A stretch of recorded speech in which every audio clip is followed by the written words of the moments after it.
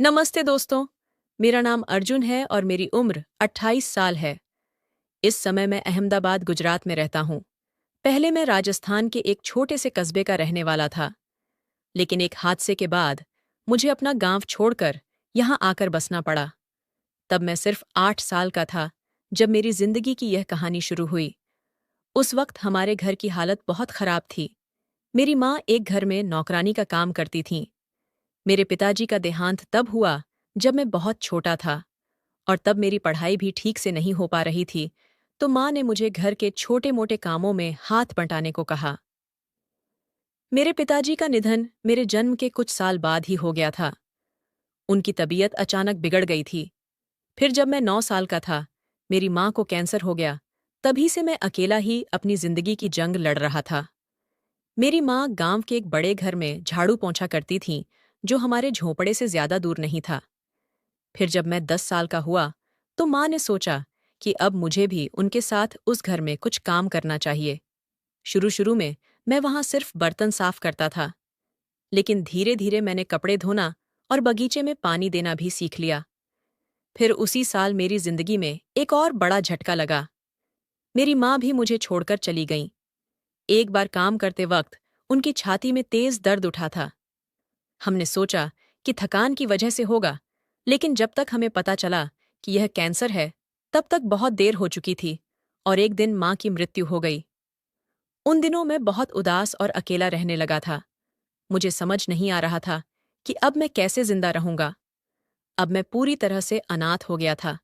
हमारे पास रहने के लिए जो छोटा सा झोपड़ा था, वह भी माँ के जाने के बाद गांव वालों ने छीन लिया।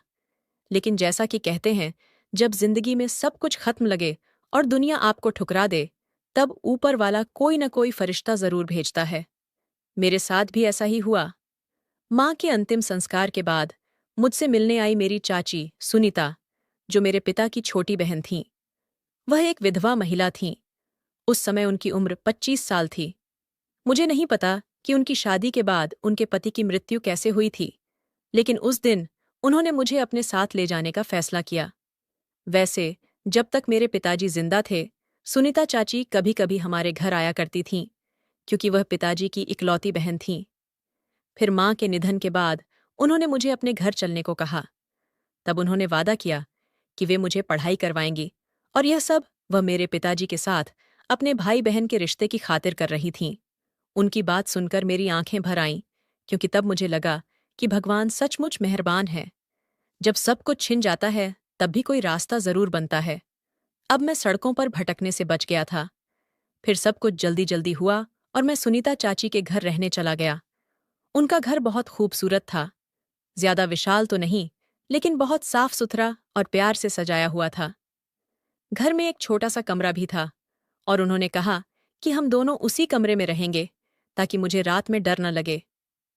शुरू में मैं हिचकिचाया और मैंने मना भी किया। मैंने कहा कि मुझे तो बाहर आंगन में भी सोने में कोई परेशानी नहीं। वैसे भी झोपड़े में तो हम लोग सिर्फ जमीन पर चटाई बिछाकर सोते थे। इस पर सुनीता चाची ने कहा, बेटा, अब तुम उस झोपड़े में नहीं हो, इसलिए तुम मेरे साथ मेरे बिस्तर पर सोओगे, ताकि तुम्हें अकेलापन न लगे। वैसे सुनीता चाची के साथ मेरी जिंदगी बहुत अच्छी हो गई थी। उन्होंने मुझे एक सुकून भरा जीवन दिया। रहने के लिए घर, खाने के लिए स्वादिष्ट भोजन, पहनने के लिए साफ कपड़े, किसी चीज की कमी नहीं छोड़ी। उनका एक छोटा सा ब्यूटी पार्लर था, जहां गांव की औरतें अपने बाल और चेहरे की सजावट के लिए आती थीं। उसे होने वाली कमाई से उन्होंने मेरा पूरा खर्च उठाया। फिर कुछ ही दिनों में उन्होंने मेरा एक स्कूल में दाखिला करवा दिया, ताकि मैं अपनी बाकी पढ़ाई पूरी कर सकूं। तब उनकी मदद से मुझे पहली बार लगा कि मेरी जिंदगी में भी कोई मकसद है और मैं भी कुछ बन सकता हूं। फिर समय तेजी से गुजरता गया और मैं कॉलेज तक पहुंच गया। अब मैं इंजीनियरिंग की पढ़ाई कर रहा था और पूरे समय सुनीता चाची ही मेरे खर्च का जिम्मा उठा रही थीं। मैं कह सकता हूं कि उन्होंने मुझे अपने बेटे की तरह पाला पोसा। फिर कुछ साल बाद उन्होंने मुझसे कहा कि अब मुझे उन्हें माँ कहना चाहिए। उनका कहना था, जब तू मेरे लिए बेटे जैसा है, तो मुझे चाची कहने की क्या जरूरत? अब से मुझे माँ कहकर बुलाओ। तब मैंने भी खुशी खुशी उन्हें माँ कहना शुरू कर दिया। उस वक्त मैं 23 साल का हो गया था। तब हम दोनों एक दूसरे के साथ इतने घुल मिल गए थे कि जब माँ पार्लर से घर लौटतीं तो मुझे गले लगातीं और प्यार से मेरे माथे पर हाथ फेरतीं। तब मुझे यह सब आम बात लगती थी, क्योंकि एक माँ अपने बेटे को जैसे चाहे वैसे प्यार करती है। लेकिन फिर धीरे धीरे मुझे एहसास होने लगा कि कभी कभी उनके गले लगाने का तरीका कुछ अलग सा होता था, जैसे उसमें कोई दूसरा एहसास छिपा हो, कुछ ऐसा जो माँ बेटे के रिश्ते से परे हो। लेकिन उस समय तक मुझे कुछ भी साफ नहीं समझ आ रहा था। तब माँ का यह रोज का नियम था कि सुबह उठते ही और रात को सोने से पहले वो मुझे गले लगाती थीं। हालांकि कभी कभी जब वो मुझे गले लगातीं तो कुछ अजीब सा लगता था। ऐसा लगता था जैसे मेरे अंदर उनके लिए कोई नई भावना जाग रही हो। लेकिन तब यह मेरे समझ से बाहर था कि यह क्या है और ऐसा क्यों हो रहा है। फिर मैंने उस अजीब से एहसास को अनदेखा करना शुरू कर दिया। लेकिन अब जब भी मैं सुबह नहाकर बाहर आता तो मुझे अक्सर माँ की नज़रों का एक अलग अंदाज महसूस होता। फिर जैसे ही मैं उनकी तरफ देखता वो फट से अपनी नज़रें हटा लेतीं। तब मुझे थोड़ा अटपटा ज़रूर लगता था, लेकिन मैंने उसे कभी गलत नहीं समझा।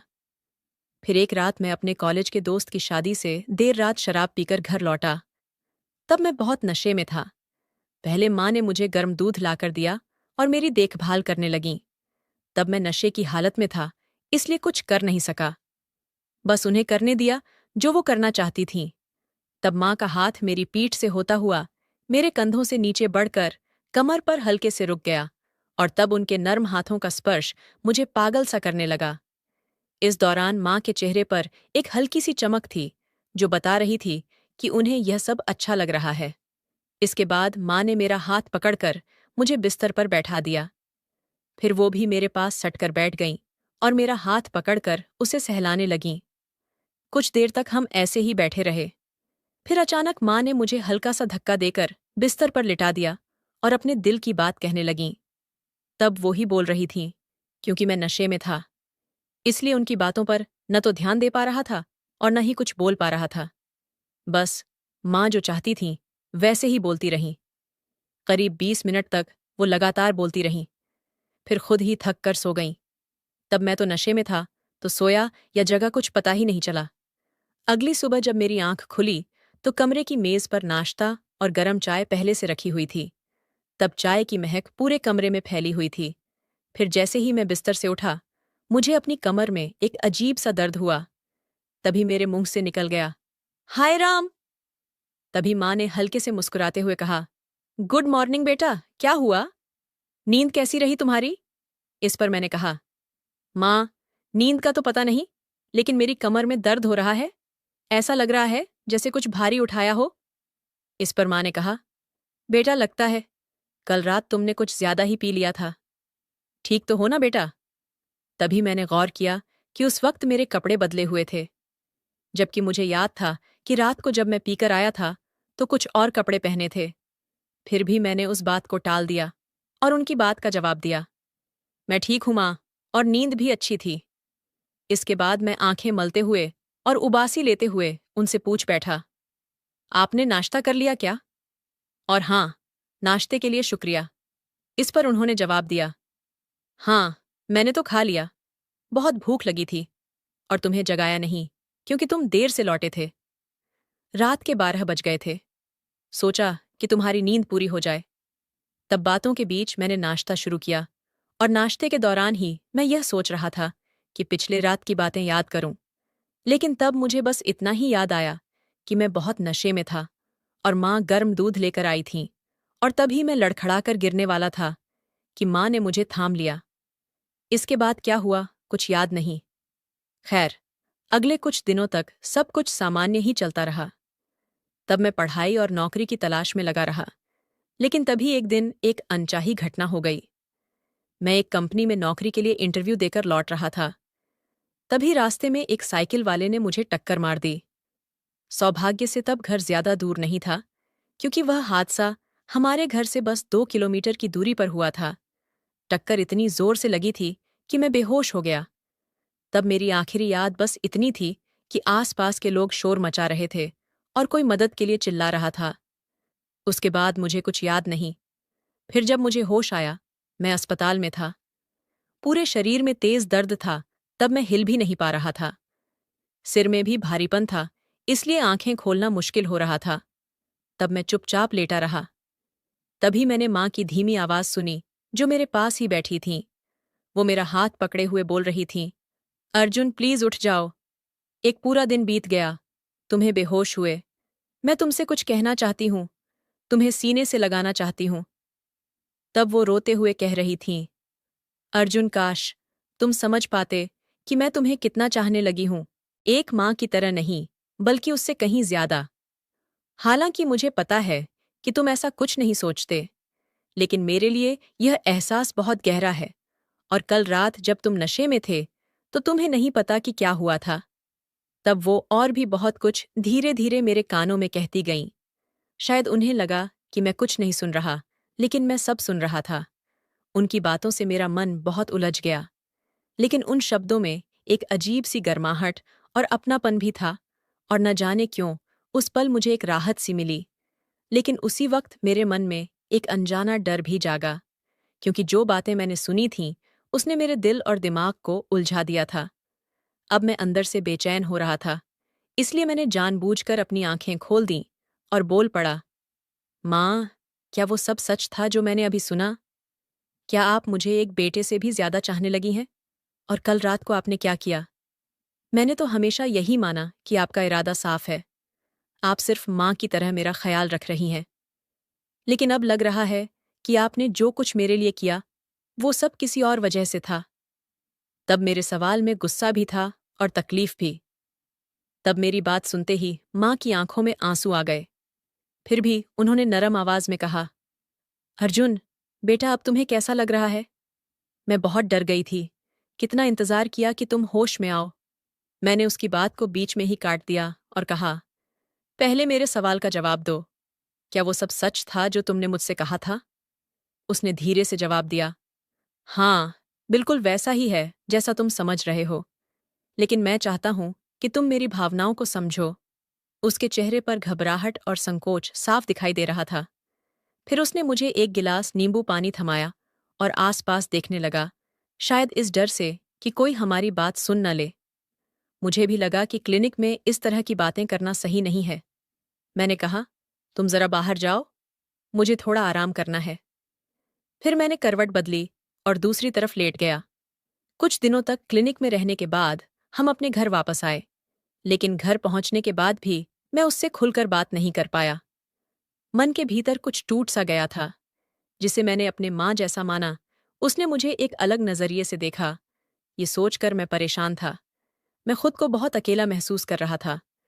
उस समय मेरी तबीयत अभी पूरी तरह ठीक नहीं हुई थी। माँ ही मेरी देखभाल कर रही थीं। खाना खाने में भी उनकी मदद लेनी पड़ती थी। हालांकि कपड़े बदलते वक्त मैं खुद संभाल लेता था। कई दिन ऐसे ही गुजर गए। घर का माहौल कुछ ठंडा ठंडा सा रहा, लेकिन माँ ने कभी न शिकवा किया, न ही अपनी थकान का जिक्र किया। धीरे धीरे हालात सामान्य होने लगे। फिर मेरी सालगिरह का दिन आया। मुझे नहीं लगा था कि उस दिन कुछ खास होगा, लेकिन जब मैंने देखा कि माँ ने मुझे एक नया गिटार तोहफे में दिया, वही गिटार जिसके लिए मैं महीनों से पैसे जोड़ रहा था, तो मैं हैरान रह गया। उस पल की खुशी को शब्दों में बयान करना मुश्किल है। मुझे संगीत का बहुत शौक था और उस गिटार से मैं अपने सपनों को हकीकत में बदलना चाहता था।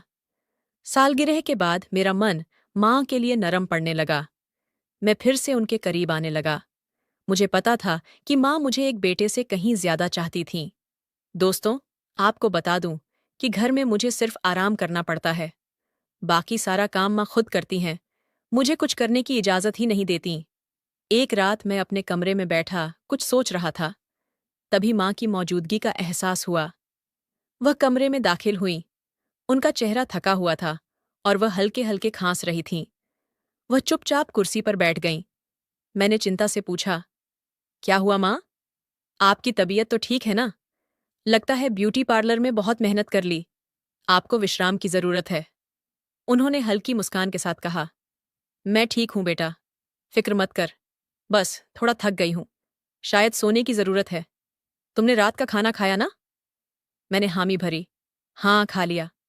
उन्होंने धीरे से कहा, अच्छा है, तुमने अपना ध्यान रखा, भले ही मैं घर पर न थी। अब मैं सोना चाहती हूँ। तुम भी सो जाओ। मुझे माँ पर बहुत दया आई।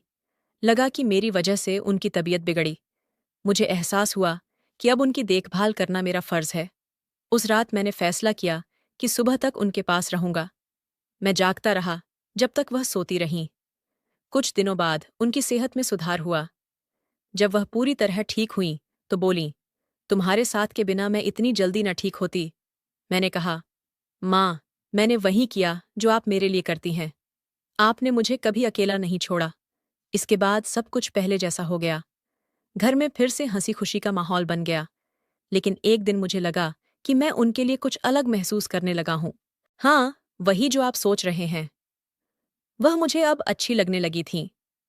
रात को नींद आने के बाद मैं उन्हें देखने लगा।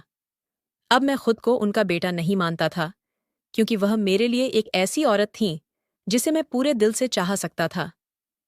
मुझे समझ आ गया कि यह सिर्फ माँ बेटे का रिश्ता नहीं है। फिर एक दिन मैंने अपने मन की बात उनके सामने रख दी। पहले उन्हें भरोसा नहीं हुआ। वह बोली, ये ठीक नहीं है बेटा। मैंने जो किया वह गलत था। लेकिन अब हम माँ बेटे जैसे हैं। मैंने पूछा, जब मैं क्लिनिक में था तब आपने कहा था कि आप मुझसे बहुत प्यार करती हैं। उस रात जब मैं नशे में था आपने वही दिखाया था ना? क्या उसका मतलब वही था जो मैं सोच रहा हूं? क्या आप इसलिए मुझसे प्यार करती हैं क्योंकि आप मुझे अपना हमसफर बनाना चाहती हैं? मेरे सवाल पर वह खामोश हो गईं। फिर धीरे से बोलीं, हाँ अर्जुन, मैंने तुमसे वैसा ही प्यार किया जैसा तुम सोच रहे हो। लेकिन जब तुम नाराज हुए और मेरे प्यार को ठुकराया तो मैंने खुद को समझाया कि यह गलत है और इसका कोई भविष्य नहीं। मैंने उनकी आंखों में देखकर कहा, गलत क्यों कह रही हो? आप मेरी सगी माँ नहीं हो। मैं आपका खून का बेटा नहीं हूं। इस दुनिया में मेरा कोई और नहीं, बस आप हो। मैंने अपने सारे जज्बात उनके सामने रख दिए।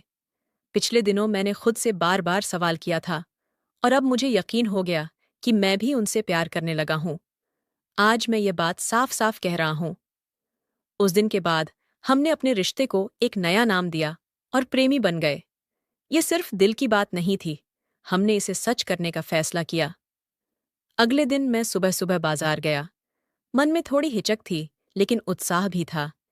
एक छोटी सी हस्तशिल्प की दुकान पर रुका, जेब से नोट निकाले और गिने। वहां एक सुंदर लॉकेट दिखा जिस पर नन्हा सितारा बना था। मैंने उसे खरीद लिया। फिर पास की दुकान से हरी रेशमी साड़ी ली जिसके किनारे सुनहरी कढ़ाई से सजे थे। दुकानदार ने हंसकर पूछा, क्या शादी की तैयारी है भाई? मैंने हल्के से सिर हिलाया, क्योंकि मेरे मन में सुनीता की छवि थी। घर लौटकर मैंने सुनीता को सब दिखाया। उनकी आंखें खुशी से भर आईं, लेकिन वह धीरे से बोली, अर्जुन, मुझे डर लग रहा है। अगर गांव वालों को पता चला तो क्या सोचेंगे?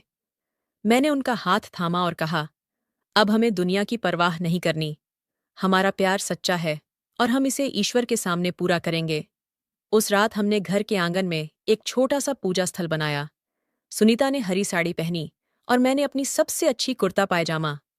न कोई पंडित था, न कोई शोर शराबा, जस्ट हम और हमारा यकीन। मैंने उनके माथे पर चंदन लगाया और लॉकेट पहनाया। तारों को साक्षी मानकर हमने एक दूसरे से वादे किए। उस पल से हम जीवन साथी बन गए। आज हमारी पहली रात थी। कमरे को गेंदे के फूलों और दियों से सजाया। सुनीता संकोच कर रही थीं, लेकिन उनकी हंसी में शांति झलक रही थी। हम बातें करने लगे और रात के 1 बज गए। जब मैंने उन्हें पास आने का इशारा किया, वह शर्माकर कुर्सी पर बैठ गईं और बोलीं, आज बहुत थक गई हूं अर्जुन। तुम्हें नींद नहीं आ रही? मैंने हंसकर कहा, नहीं मेरी जान थका नहीं, उल्टा जोश में हूं। ये सुनकर सुनीता खिलखिलाकर हंस पड़ी और अपना मुंह छिपा लिया। एक आंख से झांकते हुए बोली, मतलब मेरा हीरो आज मुझे चैन से सोने नहीं देगा? मैंने कहा, अरे मेरी प्यारी, तुम नींद की बात कर रही हो? आज हमारी पहली रात है। इसका क्या? मैं तो इस पल को यादगार बनाना चाहता हूं। फिर मैंने नकली उदासी दिखाई और मुंह फेर लिया। छोड़ो, तुम्हें नींद आ रही है तो सो जाओ। मेरे नसीब में ये रात नहीं। तभी सुनीता मेरे पास आईं, पीछे से मुझे गले लगाया और मेरे कंधे को हल्के से चूम कर बोलीं, मेरे राजकुमार, खुशी का मौका कभी भी बन सकता है, लेकिन आज का मौका अनमोल है। वह मुस्कुराईं। सच बताऊं, मैं भी यही चाहती थी। बस तुम्हें परेशान करने का नाटक कर रही थी। ये सुनकर मैं खुद को रोक न सका। हमारा प्यार परवान चढ़ा। पहले उनके साथ कुछ वक्त बिताया, फिर धीरे धीरे वो सब हुआ। वह नरम गद्दे पर लेटी थीं। उनकी खूबसूरती देखकर मैं मंत्रमुग्ध हो गया। फिर बिना कुछ सोचे सुबह 4 बजे तक उनसे बातें करता रहा। उन 4 घंटों में मैंने 5 बार उनके साथ दिल की बातें की और फिर हम एक दूसरे की बाहों में सो गए। अगले दिन सुनीता ने मुझे चाय पिलाई। उनके गले में लॉकेट और हाथ में कंगन देखकर मेरा दिल गर्व से भर गया। हमने समाज से छिपकर अपनी नई जिंदगी शुरू की थी। तब से हमारा रिश्ता और गहरा हो गया। कोई झिझक न रही, लेकिन ये ज्यादा दिन छिपा न रहा। गांव वालों को पता चलते ही चर्चाएं शुरू हो गईं। हमारे रिश्ते पर तरह तरह की बातें बनी। किसी को नहीं पता था कि हमने शादी कर ली है। प्यार छिपता कहाँ है, सो कुछ लोग कहने लगे कि सुनीता ने गलती की। वह मुझसे उम्र में बड़ी हैं, उन्हें समझदारी दिखानी चाहिए थी। गांव के कुछ लोग बोले, सुनीता को अपने दिल पर काबू रखना चाहिए था। कुछ औरतें कहने लगीं, अगर इतनी ही जरूरत थी तो कोई और रास्ता ढूंढ लेती। ऐसी तमाम बातें हुईं। हमने न कुछ सुना, न जवाब दिया। अपनी जिंदगी को प्यार और सुकून से भरने में जुट गए। शायद यही बात लोगों को और खटकने लगी। एक दिन सुनीता का भतीजा विवेक गुस्से में मुझसे मिलने आया। उसने पूछा, तू अभी जवान है, तेरी उम्र क्या है? मैंने कहा, हाल ही में 28 का हुआ हूं। अब मुझे प्यार की कीमत समझ आ गई है। वह तुनक कर बोला, कैसा प्यार, जिसमें माँ बेटे का रिश्ता भी दांव पर लग जाए? वह तेरी देखभाल करती है, तेरा खर्च चलाती है। बस यही तेरा प्यार है कि कोई तुझे संभाले? सुनीता ने गुस्से में कहा, बस कर विवेक, अर्जुन को ऐसा मत कह। वह नेक इंसान है। मैं उससे प्यार करती हूं। हमारा प्यार सच्चा है। हमें अपनी जिंदगी जीने दे। विवेक की मां ने कहा, रहने दो बेटा, ये कुल का नाम डुबोएगी। अब चुप रहो। सुनीता की जिद के आगे दोनों खामोश हो गए। गुस्से में तमतमाते हुए चले गए। विवेक ने जाते जाते कहा, सुनीता याद रख, जो तू कर रही है वो सही नहीं। हमारे परिवार का नाम भी इसमें घसीटा जा रहा है। सब तुझसे मुंह फेर लेंगे। उसके बाद भी गांव में बातें चलती रहीं। लोग कड़वी कड़वी बातें कहते, लेकिन उनका इरादा एक था। हमारा रिश्ता उन्हें मंजूर नहीं था। सब जानते थे कि सुनीता ने मुझे बेटे की तरह पाला था, प्रेमी की तरह नहीं। बात बढ़ी तो एक दिन गांव के एक लड़के से मेरी बहस हो गई। उसने हमारे रिश्ते पर भद्दी बातें की। अच्छा हुआ कि सुनीता ने मुझे रोक लिया और पंचायत के लोग आ गए, वरना मैं कुछ अनाप शनाप कर बैठता। आखिरकार हमने फैसला किया कि हमें यहाँ से चले जाना चाहिए। हमने उदयपुर को चुना ताकि चैन से जी सकें, लोगों की बातों से दूर। सुनीता ने अपना घर और अपनी छोटी सी दुकान बेच दी। उसी दौरान मुझे एक म्यूजिक स्कूल में नौकरी मिल गई, जो उदयपुर में ही था। हमने अपना सामान बांधा और उदयपुर पहुंच गए। धीरे धीरे हमारी नई जिंदगी शुरू हुई। मैंने स्कूल से कुछ पैसे उधार लिए और सुनीता के लिए एक नई हस्तशिल्प की दुकान खोली। अब हम अपने काम में मग्न थे और एक दूसरे के साथ थे, उन मुश्किलों से कोसों दूर। शुरुआत में नए शहर में कोई जानने वाला नहीं था। हमें खुलकर जीने का मौका मिला। हमने अपने फोन से सारी पुरानी तस्वीरें हटा दीं, क्योंकि अब हमारे लिए सिर्फ हमारा प्यार और साथ ही सब कुछ था। एक सुबह सुनीता दुकान में काम कर रही थीं। अचानक उन्हें कमजोरी महसूस हुई और वह बेहोश हो गईं। मैं घबरा गया और उन्हें डॉक्टर के पास ले गया।